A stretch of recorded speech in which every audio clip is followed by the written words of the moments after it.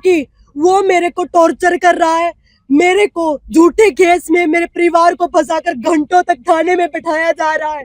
क्योंकि मैं एक इंसाफ पसंद लड़की हूँ। इतनी चीजें मेरे डिप्रेशन में होने के बावजूद भी मैं वहां पर हॉस्पिटल से मैं थाने में जा रही हूँ और मेरे से इतनी पूछताछ हो रही है झूठे केस की, जबकि वो एफआईआर ही नहीं होनी चाहिए थी। उनको जांच करनी चाहिए थी कि क्या बात हुई थी। तो उस इंसान ने, उसके लिए मैंने 11 तारीख को हमारे एसपी हिसार को बोला, सर मुझे इस इंसान के साथ नहीं रहना है, मुझे इससे एक फूटी कौड़ी नहीं चाहिए, मुझे चाहिए तो इससे एक तलाक, और जो मेरा सामान है मुझे सिर्फ मेरा सामान चाहिए, मुझे इससे कुछ भी नहीं चाहिए जो मैं लेके गई हूँ।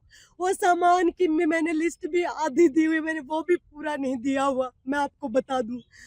मैंने सिर्फ ये चीज बोली और मेरे को 1.5 महीना हो गया, मेरी इसके ऊपर कोई कार्रवाई नहीं हुई, और उसके बावजूद पुलिस ने 15 तारीख को अभी मेरे ऊपर दबाव, मेरे को बताया नहीं कि वहां दीपक हुड्डा आने वाला है।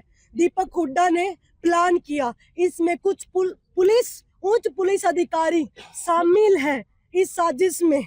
उनके साथ उन्होंने मिलके मेरे को ये नहीं बताया कि दीपक हुड्डा वहां आया हुआ है। उन्होंने मेरे को डॉक्यूमेंट्स के बहाने वहां पे बुलाया, जबकि मैंने सारी सब चीजें दे चुकी थी मैं।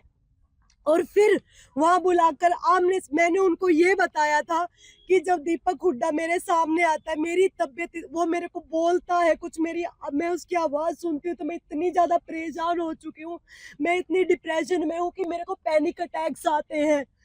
और वो इंसान आया और वहां उसने ऐसे गंदा गंदा बोलना स्टार्ट किया, और उसने मेरे को एक वीडियो दिखाया फोन में, और वीडियो को देखने के लिए मैं बोला कि दिखाओ कहाँ है वीडियो। मैंने उसके हाथ से सिर्फ फोन लेने के लिए वो किया था, और उसी ने सिर्फ ये बात हुई थी, वहां पे पुलिस वाले भी, सब चीजें थी, वहां का सीसीटीवी कैमरा रिकॉर्ड आप निकलवा कर दे सकते हो। वहां मेरा पापा और मेरे मामा तो अंदर मौजूद भी नहीं थे, जिनका इन्होंने नाम भी लिखवाया हुआ है इस एफआईआर में।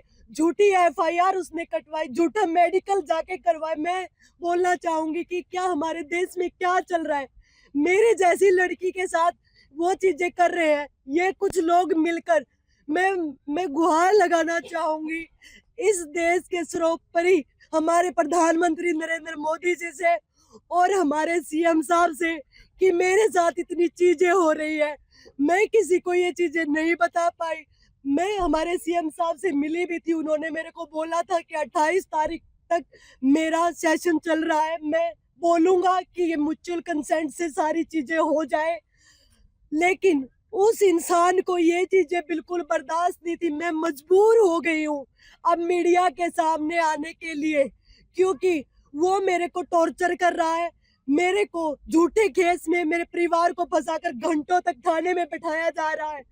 क्योंकि मैं एक इंसाफ पसंद लड़की हूँ, और मैंने इतनी चीजें मेरे डिप्रेशन में होने के बावजूद भी मैं वहां पर हॉस्पिटल से मैं थाने में जा रही हूँ, और मेरे से इतनी पूछताछ हो रही है झूठे केस की, जबकि वो एफआईआर ही नहीं होनी चाहिए थी। उनको जांच करनी चाहिए थी कि क्या बात हुई थी। एफआईआर दर्ज होती है और उसमें मेरे को ही टॉर्चर किया जाता है। आज मैं जमानत पर बाहर हूँ, मैं आप लोगों को बता दूं, आज मैं जमानत पर बाहर हूँ। मेरा केस जो 1.5 महीने से है, उसमें जो आरोपी था, जांच पूरी हो चुकी, यानी कि दीपक हुड्डा, वो आज खुलेआम बाहर घूम रहा है। और मैं जो इसका 2 दिन, जिस केस में लोगों को हजारों, मतलब कितने महीनों तक कोई पूछता भी नहीं जिन केसों को, उस केस में मेरे को गिरफ्तार किया गया। समझ सकते हो, मैं आज इस मामले में मैं आज जमानत पर हूँ।